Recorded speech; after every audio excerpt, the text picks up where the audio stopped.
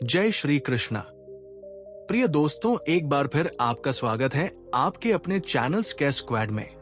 आज हम आपको एक और अनोखी कथा सुनाएंगे, पर आगे बढ़ने से पहले मैं आपको बताना चाहूंगा कि गरुड़ पुराण में भी कहा गया है, कोई बात हो या कथा बीच में छोड़ने पर वो उसका पाप का भागीदारी बन जाता है।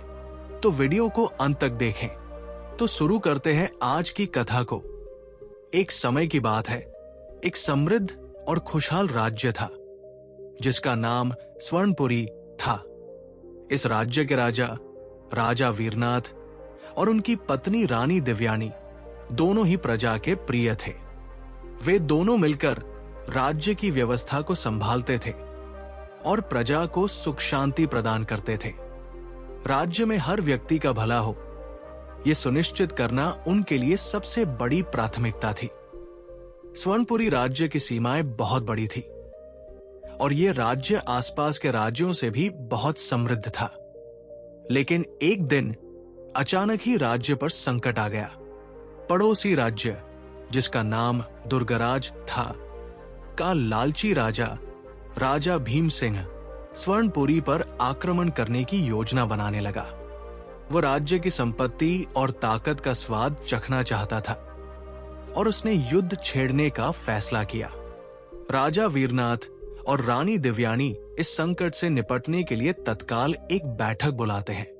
शत्रु की सेना अत्यधिक शक्तिशाली थी और उनका राजा भीमसिंह एक माहिर युद्ध रणनीतिकार था। रानी दिव्यानी, जो न केवल एक योग्य शासिका थी बल्कि एक साहसी योद्धा भी थी, ने अपने पति राजा वीरनाथ का समर्थन करने का फैसला लिया। उनका मानना था कि केवल युद्ध से ही राज्य को बचाया जा सकता है और वो इस युद्ध में अपने परिवार और राज्य को बचाने के लिए हर संभव कदम उठाने के लिए तैयार थी। राजा और रानी ने मिलकर शत्रु से निपटने के लिए एक सशक्त योजना बनाई, लेकिन ये युद्ध आसान नहीं होने वाला था। ये उनके सामर्थ्य और साहस की परीक्षा थी और रानी दिव्यानी ने ठान लिया था कि वो इस लड़ाई में पीछे नहीं हटेंगी। स्वर्णपुरी की सेना युद्ध की तैयारी में जुट गई थी। राजा वीरनाथ ने अपने सबसे भरोसेमंद सेनापतियों के साथ योजना बनाई, लेकिन रानी दिव्यानी ने खुद को इस युद्ध में भाग लेने के लिए तैयार किया। वो केवल एक शासिका नहीं थी, बल्कि एक कुशल रणनीतिकार और योद्धा भी थी। रानी ने स्वयं अपनी सेना का नेतृत्व करने का निर्णय लिया। युद्ध के पहले दिन रानी दिव्यानी ने अपने साहस और युद्ध कौशल से शत्रु की सेना को चौंका दिया। वो अपने तेज तलवार के साथ दुश्मनों के बीच में घुसकर लड़ रही थी, जैसे वो कोई अजेय योद्धा हो। उसकी वीरता को देखकर राज्य की सेना में नया उत्साह आया। रानी की हर एक चाल और रणनीति ने शत्रु को पछाड़ दिया और राज्य की सेना ने कई महत्वपूर्ण जीतें हासिल की। शत्रु राजा भीमसिंह, जो पहले रानी की वीरता का मजाक उड़ाता था, अब क्रोध से जल रहा था। उसकी पूरी सेना रानी की ताकत और युद्ध कौशल से कांप रही थी। रानी की वीरता ने न केवल सेना को प्रेरित किया, बल्कि स्वर्णपुरी की प्रजा भी युद्ध में भाग लेने के लिए प्रेरित हो गई। महिलाएं, बच्चे और बुजुर्ग भी युद्ध में हिस्सा लेने लगे, क्योंकि रानी ने उन्हें यह दिखा दिया था कि एक महिला भी युद्ध में वीरता और साहस दिखा सकती है। राजा वीरनाथ ने अपनी पत्नी की वीरता का सम्मान किया, लेकिन उसने यह भी महसूस किया कि युद्ध की ये जंग केवल तलवारों से नहीं, बल्कि विश्वास और एकता से जीती जा सकती है। रानी के नेतृत्व में राज्य की सेना ने दुश्मन को हराने की उम्मीद जगाई थी और रानी दिव्यानी ने यह साबित कर दिया था कि उसकी कड़ी मेहनत और साहस से कोई भी मुश्किल नहीं पार की जा सकती। लेकिन युद्ध के इस उत्थान के बीच रानी को एक गहरी चिंता सताने लगी। शत्रु ने युद्ध की दिशा बदलने के लिए कुछ कुटिल चालें चलने शुरू कर दी थी और रानी जानती थी कि ये युद्ध केवल उसकी वीरता पर निर्भर नहीं होगा, बल्कि एक बड़े षड्यंत्र का सामना करना पड़ेगा। स्वर्णपुरी की सेना ने रानी दिव्यानी के नेतृत्व में कई महत्वपूर्ण युद्धों में विजय प्राप्त की थी। हालांकि शत्रु राजा भीमसेन ने हार मानने के बजाय एक नया षड्यंत्र रचा। उसने राज्य के भीतर से कुछ विश्वासघाती लोगों को अपनी ओर खींच लिया, जो राजा वीरनाथ और रानी दिव्यानी के खिलाफ गुप्त रूप से काम कर रहे थे। ये विश्वासघात राज्य के लिए बहुत बड़ा खतरा साबित हो सकता था, क्योंकि अगर शत्रु के साथ मिलकर काम करने वाले लोग युद्ध में सेंध लगा देते तो स्वर्णपुरी की सेना को मुश्किलों का सामना करना पड़ सकता था। रानी दिव्यानी को इस षड्यंत्र का पता चलते ही वो चौंकी, लेकिन उसने स्थिति को नियंत्रण में लाने के लिए जल्द ही कदम उठाए। रानी ने गुप्त रूप से अपने वफादार जनों को इकट्ठा किया और उन्होंने एक गुप्त बैठक की। रानी ने उन्हें इस विश्वासघात के बारे में बताया और इसे रोकने के लिए एक रणनीति बनाई।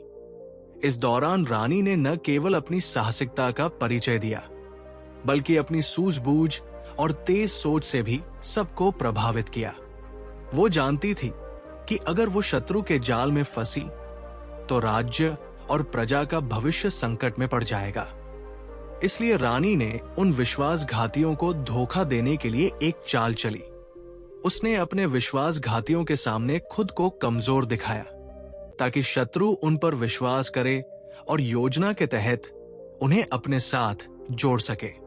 रानी की चाल सफल रही और वो विश्वासघाती लोगों के जाल को तोड़ने में सफल हो गई। लेकिन इस पूरी घटना के बाद रानी का दिल बहुत भारी था। उसे ये एहसास हुआ कि राज्य में केवल बाहरी शत्रु ही नहीं, बल्कि आंतरिक दुश्मन भी उतने ही खतरनाक हो सकते हैं। रानी ने राजा वीरनाथ को इस विश्वासघात के बारे में बताया और उन्हें भी सावधान रहने की सलाह दी। इस समय रानी के मन में एक गहरी चिंता थी कि यदि शत्रु फिर से अपनी चालें चले तो क्या वे उसे रोकने में सफल हो पाएंगे। राजा वीरनाथ और रानी दिव्यानी की पूरी कोशिश अब यही थी कि राज्य को भीतर से नष्ट करने वाली इस साजिश को नष्ट किया जाए, ताकि युद्ध में उनकी सेना की शक्ति और साहस की कोई कमी न हो। स्वर्णपुरी की सेना ने विश्वासघात को मात देकर एक बार फिर शत्रु को पीछे धकेल दिया था। लेकिन रानी दिव्यानी जानती थी कि युद्ध केवल तलवारों से नहीं लड़ा जाता, बल्कि कभी कभी अपनी जान का भी बलिदान देना पड़ता है। ये निर्णय उसके लिए कठिन था, क्योंकि वो अपने राज्य और प्रजा से बहुत प्यार करती थी। लेकिन उसने ये महसूस किया कि राज्य की सुरक्षा के लिए उसे खुद को खतरे में डालना होगा। एक रात जब शत्रु की सेना ने एक बड़ी योजना बनाई, रानी दिव्यानी को यह एहसास हुआ कि यदि वो खुद युद्ध के मैदान में नहीं उतरी तो शत्रु की शक्ति पूरी तरह से राज्य पर हावी हो जाएगी। रानी ने राजा वीरनाथ से अपने अंतिम शब्द कहे और बिना किसी देर किए युद्ध में जाने का निर्णय लिया। युद्ध के मैदान में रानी दिव्यानी अकेले ही दुश्मन के सबसे शक्तिशाली योद्धाओं का सामना करने के लिए तैयार थी। उसकी आंखों में न तो डर था और न ही कोई पछतावा, सिर्फ राज्य और प्रजा की सुरक्षा की भावना। वो अपने तलवार से दुश्मन को एक एक करके मात देती गई और शत्रु के राजा भीमसिंह तक पहुंचने में सफल हो गई। भीमसिंह ने रानी के साहस को देखकर उसे चुनौती दी, तुम जो चाहो कर सकती हो, लेकिन ये युद्ध तुम्हारे लिए अंत है। रानी ने बिना किसी डर के जवाब दिया, मेरे राज्य की रक्षा के लिए यदि मुझे प्राणों की आहुति देनी पड़ी तो मैं ये खुशी से दूंगी। रानी दिव्यानी और शत्रु राजा के बीच भयंकर युद्ध हुआ। रानी ने भीमसेन को हराया और उसे गंभीर रूप से घायल कर दिया, लेकिन खुद भी युद्ध में गंभीर रूप से घायल हो गई। उसका शरीर घायल था, लेकिन उसका मन अडिग था। जब युद्ध समाप्त हुआ और शत्रु की सेना भागी, रानी दिव्यानी ने अपनी आखिरी सांस ली।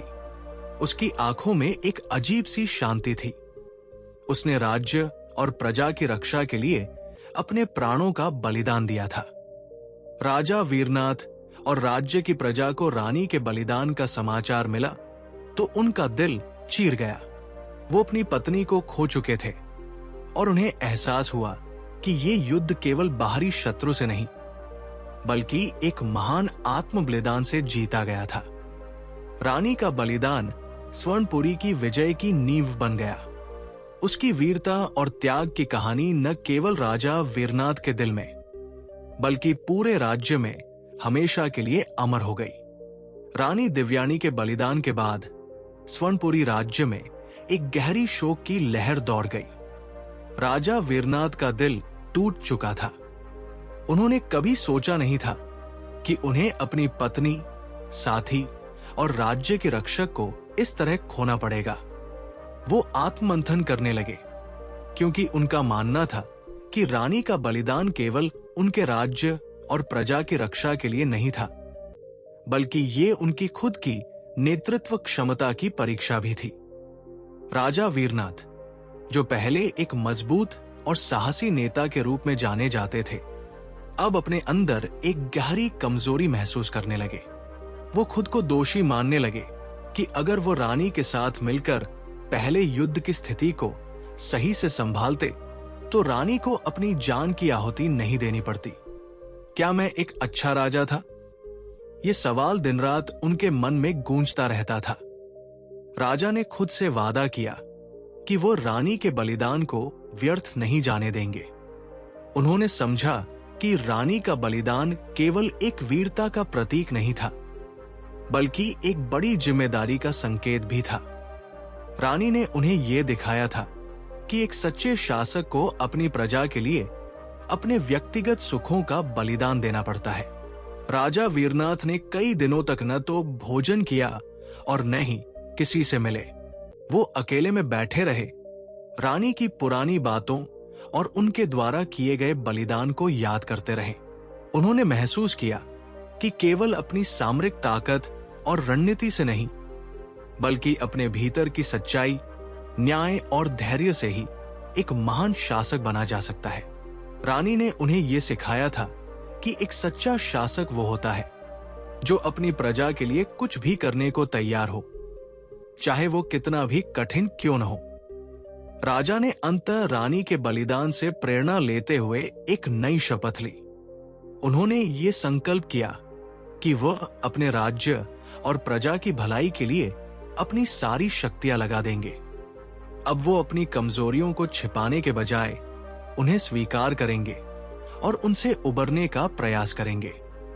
रानी ने उन्हें जो सीख दी थी उसे वो अपने जीवन का आधार बनाएंगे। रानी दिव्यानी के बलिदान के बाद स्वर्णपुरी राज्य शोक में डूब गया था, लेकिन रानी के त्याग और वीरता ने प्रजा के दिलों में एक नई चेतना जागृत की। राजा वीरनाथ ने रानी की सिखाई हुई राह पर चलने का निर्णय लिया। उन्होंने अपने दुख को अपनी शक्ति में बदला और राज्य को शत्रु के खिलाफ एकजुट किया। राजा वीरनाथ ने अपने सभी सेनापतियों और राज्य के प्रमुखों से मिलकर एक नई योजना बनाई। उन्होंने रानी के आदर्शों और बलिदान से प्रेरित होकर राज्य की पूरी सेना को पुनः संगठित किया। राजा ने सेना में एक नई जान फूंकी और उन्हें यह विश्वास दिलाया कि उनके राज्य की रक्षा केवल सामरिक ताकत से नहीं बल्कि एकता और साहस से होगी। स्वर्णपुरी की प्रजा, जो पहले युद्ध के कारण थकी हुई और कमजोर महसूस कर रही थी, अब एकजुट हो गई थी। रानी दिव्यानी के बलिदान ने सबको ये समझाया कि यदि राज्य को बचाना है तो व्यक्तिगत मतभेदों को भूलकर एकजुट होना होगा। महिलाएं, पुरुष, बच्चे और बुजुर्ग सभी ने मिलकर अपनी ताकत और साधन एकत्रित किए और युद्ध में भाग लिया। राजा वीरनाथ ने रानी के सिद्धांतों को अपनाते हुए युद्ध की कमान संभाली। उन्होंने सिर्फ अपनी सेना को नहीं बल्कि पूरे राज्य को यह संदेश दिया कि युद्ध केवल लड़ाई नहीं बल्कि अपने आदर्शों और विश्वासों की रक्षा करना है। राजा वीरनाथ ने नेतृत्व के हर पहलू को समझा और अपनी प्रजा को प्रेरित किया। एक निर्णायक युद्ध के दौरान स्वर्णपुरी की सेना शत्रु की सेना को पूरी तरह से हराने में सफल रही। शत्रु राजा भीमसिंह की सेना बुरी तरह पराजित हो गई और वो भागने को मजबूर हो गया। राजा वीरनाथ ने अपने बलिदान की कीमत चुकाई और स्वर्णपुरी राज्य को फिर से सुरक्षित किया। राज्य में शांति और समृद्धि लौट आई। राजा वीरनाथ और प्रजा के बीच एक गहरा विश्वास बन गया। ये विजय केवल सैन्य शक्ति की नहीं, बल्कि रानी दिव्यानी के सिद्धांतों और बलिदान की जीत थी। रानी का बलिदान अब राज्य की पहचान बन चुका था और हर किसी के दिल में उसकी याद ताजा थी। स्वर्णपुरी राज्य में शांति और समृद्धि लौट आई थी, लेकिन रानी दिव्यानी का बलिदान और वीरता न केवल राज्य की रक्षा की प्रतीक बन चुकी थी, बल्कि ये आने वाली पीढ़ियों के लिए एक अमिट धरोहर भी बन गई थी। रानी के त्याग और साहस की कहानी अब हर घर, हर दिल में गूंज रही थी। राजा वीरनाथ, जिन्होंने रानी के बलिदान से गहरी प्रेरणा ली थी, अब एक नए दृष्टिकोण से राज्य का शासन चलाते थे। उन्होंने अपने शासन में रानी के आदर्शों को प्राथमिकता दी। उन्होंने न केवल युद्ध और राजनीति में, बल्कि समाज में भी एकता, सत्य और न्याय के सिद्धांतों को लागू किया। रानी दिव्यानी का बलिदान अब राज्य के हर कानून और निर्णय में झलकता था। राजा वीरनाथ ने रानी की याद में एक भव्य स्मारक बनवाया, जो स्वर्णपुरी के मुख्य चौक में स्थित था। यह स्मारक न केवल रानी के बलिदान का प्रतीक था, बल्कि ये भी दर्शाता था कि एक सच्चा शासक वही होता है जो अपने प्रजा के लिए हर परिस्थिति में अपने व्यक्तिगत सुखों को बलिदान कर देता है। रानी दिव्यानी का नाम अब स्वर्णपुरी के इतिहास में अमर हो चुका था। राजा वीरनाथ ने एक नई शपथ ली थी कि वो अपनी प्रजा को हमेशा न्याय और समृद्धि देंगे और रानी की सीख और त्याग को कभी नहीं भूलेंगे। उनका शासन अब न केवल युद्ध से जुड़ा हुआ था, बल्कि राज्य की खुशहाली और प्रजा के कल्याण के लिए भी प्रतिबद्ध था। समय के साथ रानी दिव्यानी की विरासत आने वाली पीढ़ियों के लिए प्रेरणा का स्रोत बन गई। उसके बलिदान और साहस की कहानी बच्चों को सुनाई जाती थी और उसकी शिक्षाएं राज्य की शिक्षा प्रणाली का हिस्सा बन गई। रानी का बलिदान एक ऐसा दीपक बन चुका था जो सच्चाई, साहस और प्रेम की राह दिखाता था। राजा वीरनाथ ने अपनी रानी की याद में हर वर्ष एक विशेष दिन मनाने का निर्णय लिया, जिसे रानी दिव्यानी दिवस के रूप में जाना जाता था। यह दिन केवल उसकी वीरता और बलिदान का उत्सव नहीं था, बल्कि ये स्वर्णपुरी राज्य की एकजुटता, साहस और सत्य के प्रति प्रतिबद्धता का प्रतीक बन गया था।